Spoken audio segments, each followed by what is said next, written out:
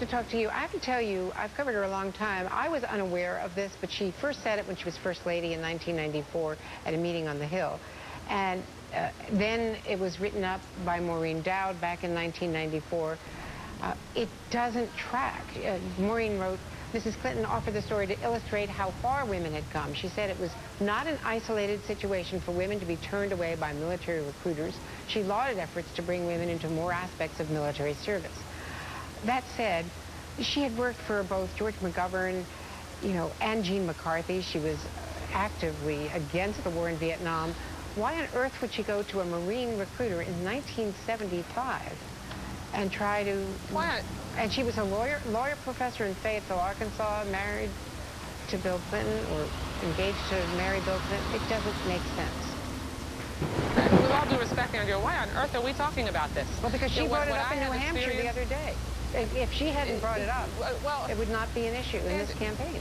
Andrea, what the story illustrated was that we have made a lot of progress in America. Secretary Clinton is absolutely right. I mean, back then, you did have a much tougher time for women to be able to, make it successfully through recruitment process and move up in the military, and we've made tremendous progress since then. And same thing with the number of women that serve in Congress. We have a record number of women serving in Congress today. But even during the time that I've been in office, we've come a long way. It is absolutely important that we talk about during this presidential campaign the issues that are important to women.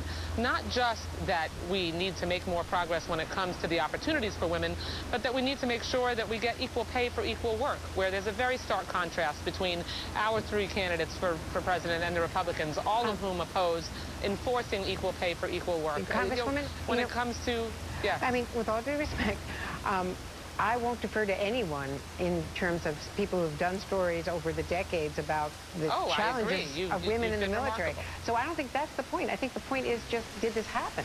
You have a presidential candidate, the front runner in the Democratic Party, saying something happened, which is quite strikingly dissonant to people who knew her back then. We're trying to find, I mean, the bottom line is that the campaign spokesman put out a statement saying her interest was sincere, and it is insulting but not surprising that Republicans would attack her for this too. So Nick Merrill is not saying she was doing it to make a point.